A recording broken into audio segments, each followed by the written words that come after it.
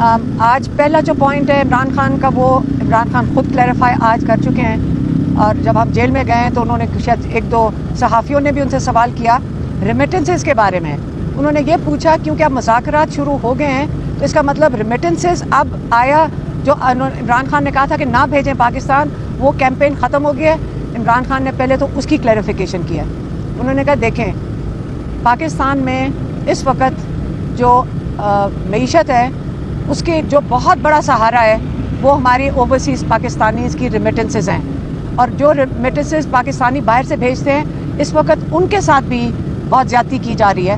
उनके घरों में भी फ़ोन कॉल्स जा रही हैं। पाकिस्तान में जो उनके रिश्तेदार हैं उनके साथ जो बाहर बैठे हुए हैं, जो अगर वो पाकिस्तान के लिए आवाज़ उठाते हैं उनको भी धमकियाँ दी जा रही हैं। तो उनके पैसे हैं, उनके अपने ज़ाती पैसे हैं, उनकी मर्ज़ी है अगर वो ना भेजना चाहें। इमरान खान ने तो सिर्फ ओवरसीज़ पाकिस्तानियों को कॉल दिया है, बाकी अगर वो नहीं भेजना चाहेंगे तो वो अपनी मर्ज़ी से नहीं भेजना चाहेंगे।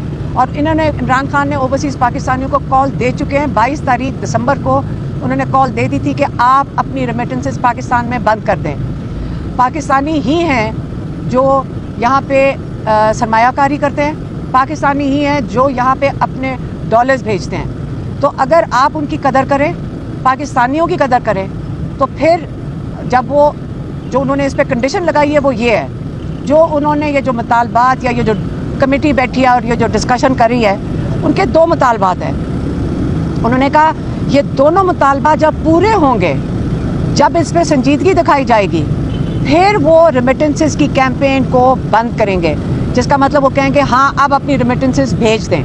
वो कौन से दो मुतालबात हैं? इमरान खान ने पिछले 10 दिन से कह रहे हैं। एक मुतालबा है कि आप 3 सुप्रीम कोर्ट के जजेस की, सीनियर मोस्ट जजेस की आप एक कमीशन बनाएंगे। उन सीनियर मोस्ट जजेस के नीचे वो तहकीकात करेंगे 9 मई की और 26 नवंबर की। दूसरा मुतालबा ये है कि जो नाजायज़ कैद में लोग हैं इनको रिहा किया जाए। अब उन्होंने कहा कि जो मिलिट्री जेल में जिन्होंने सज़ाएं मिली हैं, कहते हैं इसलिए मिलिट्री जेल में सज़ाएं दे रहे हैं क्योंकि वो ओपन कोर्ट ट्रायल कर ही नहीं सकते इन लोगों की। जब वो बताएंगे ओपन कोर्ट में कि एक बंदा है जिसने मोर कहीं उठाया था, जो आपको पता होना चाहिए, अगर सीसी फुटेज हो तो पता चलेगा मोर वापस भी चला गया था घर के अंदर। तो एक मोर को उठाने और वापस जाने में 10 साल मिलिट्री कोर्ट में से सज़ा मिल जाए। आप इस किस्म की जो सज़ाएं मिली हैं वो खुले आम सरेआम आप बता नहीं सकते हैं कि किस वजह से उनका सज़ा क्या है। अगर इनके पास सीसीटीवी फुटेज इन्होंने मिलिट्री जेल में दिखाई है, कोर्ट में दिखाई है, तो वो हम सबको भी दिखा दें, आवाम को भी दिखा दें, ओपन कोर्ट ट्रायल करें। तो इससे उन्होंने कहा है कि इन सबको रिहा किया जाए जितने भी कैद में हैं, और फिर इनकी अगर आपने ट्रायल करनी है सीसीटीवी फुटेज जो सुप्रीम कोर्ट के जजेस हैं, जो जब कमीशन बनाएंगे तो वो खुद ही मांग लेंगे। जब आप रिहा करना, उनकी एक दूसरी जो कंडीशन है, ये बहुत ज़रूरी है समझना कि इस वक्त हज़ारों लोग 9 मई में और 26 नवंबर में जेल में कैद में हैं। इसलिए और ये एक मुतालबा हो गया। दूसरी बात उन्होंने जो की है वो उन्होंने की है अपनी जेल में रहने की। उन्होंने कहा सारे कैदियों को रिहा करें। मैं बिल्कुल, उन्होंने बड़ा क्लियरली कहा है कि सबको रिहा करें। मुझे अगर जेल में रखना है आप जेल में रख लें, लेकिन मैं हाउस अरेस्ट में नहीं जाऊंगा, क्योंकि उनको पता चल गया कि बहुत ज़्यादा कैसराइयाँ हो रही हैं कि इमरान खान को बनी काला शिफ्ट कर रहे हैं, इमरान खान को पता नहीं केपी शिफ्ट कर रहे हैं। वो कहते हैं मैं कहीं भी जाऊंगा नहीं, मैं हाउस अरेस्ट में नहीं जाऊंगा, सारे कैदियों को रिहा करें, मुझे कैद में रख लें, लेकिन हाउस अरेस्ट में मैं नहीं जाऊंगा। रिहा करेंगे तो अपने केसेस का सामना करके अपने आप को इनोसेंट साबित करके फिर वो बाहर निकलेंगे। वो इस तरह नहीं कैद से बाहर आएंगे कि हाउस अरेस्ट पे चले जाए। दूसरा पॉइंट। तीसरा पॉइंट इमरान खान का है जो अफ़गानिस्तान में उन्होंने अखबार में पढ़ा है कि अफ़गानिस्तान में हमारे शायद जहाज़, एयरफोर्स के जहाज़ ने बॉम्बिंग की है।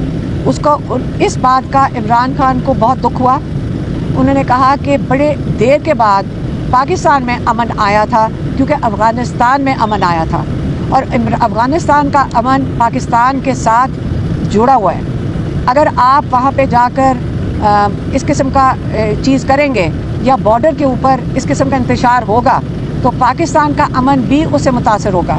और मुझे बहुत दुख है कि किसी तरफ भी पाकिस्तान में या अफ़गानिस्तान में बेगुनाह जाने ज़ाया जाएं। और अगर पाकिस्तान के बॉर्डर्स पे कोई चीज़ पर जो अमन ख़राब हुआ तो पाकिस्तान की मईशत को इसका डायरेक्ट अफेक्ट होगा। इसके वो कह रहे हैं कि इसका सीधा असर जो है हमारी मईशत पे जाएगा, क्योंकि जब अमन नहीं होगा, उन्होंने कहा 3 चीज़ें दरकार हैं पाकिस्तान की तरक्की, मईशत की तरक्की के लिए। एक उन्होंने कहा है रूल ऑफ लॉ, कि हमारी जुडिशरी काम करे। दूसरा उन्होंने कहा है कि पॉलिटिकल स्टेबिलिटी, कि जो हम मैंडेट चोरी कर लेते हैं और फिर वापस नहीं करने को तैयार होते हैं, तो ये पॉलिटिकल स्टेबिलिटी चाहिए। और तीसरी बात उन्होंने की है कि आपको अमन चाहिए। अगर आप हमारा अमन नहीं होगा अफ़गानिस्तान, पाकिस्तान और हमारे सारे बॉर्डर्स के साथ, तो यहाँ पे कोई इन्वेस्टमेंट नहीं करेगा। तो इसलिए इस चीज़ का इमरान खान को बड़ा अफसोस हुआ है। उन्होंने कहा कि हमारे बॉर्डर्स के ऊपर बिल्कुल पुरअमन होने चाहिए। हमें इस चीज़ की बड़ी फ़िक्र है कि हमारी सारे जो अदारे हैं जो जिनका काम है कि हमें बॉर्डर के ऊपर जो इन्फॉर्मेशन लेकर आएँ, जैसे हमारे जो खुफिया अदारे हैं, तो वो सारा वक्त अगर पॉलिटिकल इंजीनियरिंग में लगे रहेंगे तो हमारे बॉर्डर्स का कौन तहफ़्फ़ुज़ करेगा। तो इमरान खान का ख्याल है कि पॉलिटिकल इंजीनियरिंग की बजाय हमारे इदारे जो बड़े मजबूत इदारे हैं, बड़े अहम इदारे हैं, इनको अपने बॉर्डर की हिफाजत के लिए जाना चाहिए और उधर मौजूद होना चाहिए। ये 3 इमरान खान के पॉइंट्स से मैंने आप तक पहुँचा दिए हैं।